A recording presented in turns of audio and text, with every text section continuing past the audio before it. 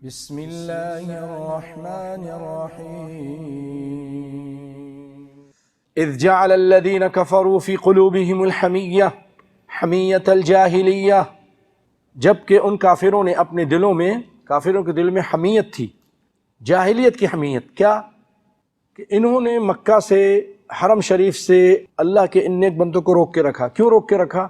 کہ انہوں نے بدر میں، احد میں ہمارے رشتہ داروں کو مارا، ہمارے بھائیوں کو، ہمارے چچاؤں کو مارا، اور ہم ان کو مکہ آنے دیں؟ ہم نہیں آنے دیں گے. حالانکہ اللہ کا گھر ہے. اپنی عصبیت کی وجہ سے تم ان کو روکتے ہو، یہ غلط کرتے ہو. تم اسی کا ذکر کر رہا ہے. تو اذ جعل الذین کفروا، جنہوں نے کفر کیا، ان کے دلوں میں، فی قلوبہم حمیہ یعنی غیرت تھی، حمیۃ الجاہلیہ جاہلیت کی غیرت. فانزل اللہ سکینتہ علی رسولہ وعلی المؤمنین.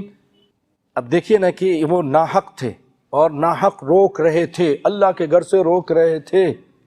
مسلمان بہت جذباتی ہو گئے تھے، لیکن ان کے جذبات کو کس نے ٹھنڈا کیا؟ وہ اللہ نے روک کے رکھا. فانزل اللہ سکینتہ، اللہ نے سکونت نازل کی، اطمینان نازل کیا، تسکین نازل فرمائی. کس پر؟ اپنے رسول پر. وعلی المؤمنین، مومنوں پر بھی. والزمہم کلمۃ التقوی، اور اس نے الزمہم، یہ فعل متعدی ہے. ایک ہوتا ہے لازمہ، خود لازم ہوا. ایک الزمہ، اللہ نے جمائے رکھا، لازم کر دیا مومنوں کو کلمہ تقوی پر، کلمہ تقوی یعنی لا الہ الا اللہ پر، محمد رسول اللہ پہ ثابت قدم رکھا.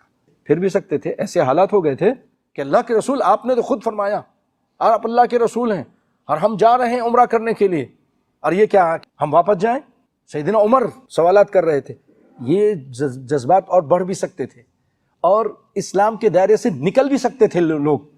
لیکن فانزل اللہ سکینتہ علی رسولہ وعلی المؤمنین والزمہم کلمۃ التقوی، اور ان کو جمائے رکھا کلمہ تقوی پر یعنی لا الہ الا اللہ پر، کو ثابت قدم رکھا.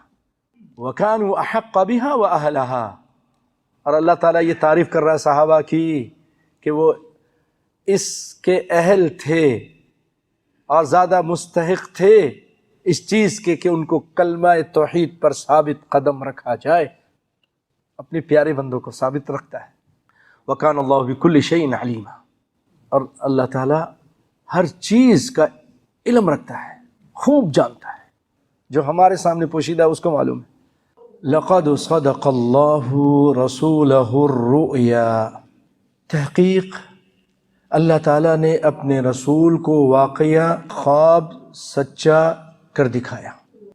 یعنی نبی کو جو اس نے خواب دکھایا ہے وہ خواب سچا ہے. انشاء اللہ یعنی اگر اللہ چاہے گا. یہ یہاں پر یقیناً ہے، تم انشاء اللہ، تم یقیناً پورے امن و امان کے ساتھ مسجد حرام میں داخل ہوگے، سر منڈواتے ہوئے اور سر کے بال کتراتے ہوئے، چین کے ساتھ، نڈر ہو کر. عام طور پہ جو ترجمہ کیا جاتا ہے وہ یہ کہ اللہ تعالیٰ نے نبی کا خواب سچا کر دکھایا.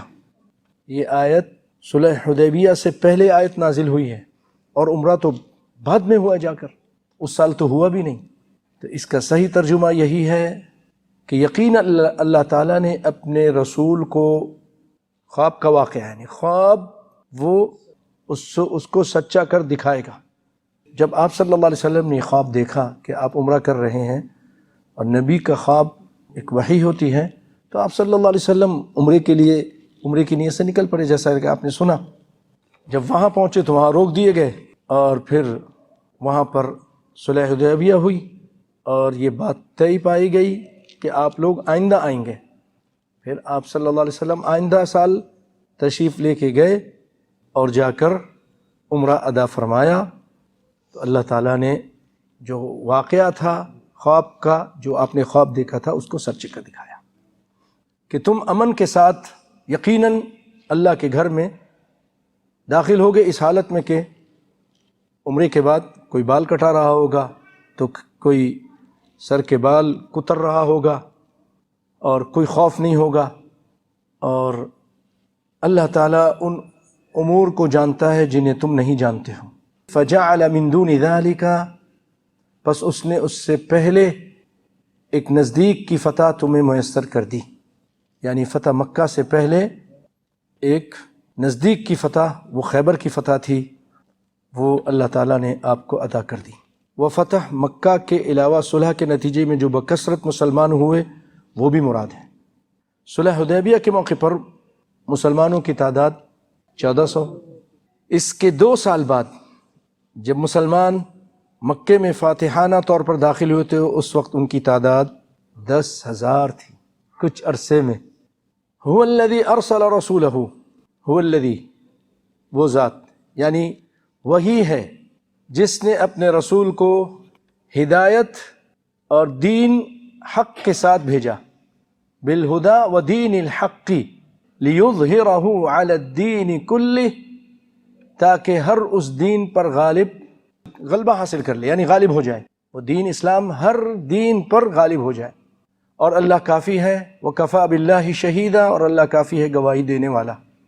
دین اسلام کا غلبہ علم کے لحاظ سے، ادلہ کے لحاظ سے ہر وقت رہا ہے، آج بھی ہے، لیکن دنیاوی غلبہ اور عسکری لحاظ سے یہ غلبہ بھی ہم کو حاصل تھا جب قرون اولیٰ اور اس کے ما بعد عرصہ دراز تک جب مسلمان اپنے دین پر صحیح معنوں پہ عامل تھے، سچ بولتے تھے، توحید پر کاربند تھے، شرک سے بچے ہوئے تھے، برائیوں سے دور تھے، یعنی قرآن و سنت کو اپنایا ہوا تھا ان لوگوں نے، تو اللہ تعالیٰ بھی ان کی مدد کرتا تھا۔ ان تنصروا اللہ ینصرکم وانتم الاعلون ان کنتم مؤمنین، تم ہی بلند ہو، غالب ہو اگر تم مومن ہو۔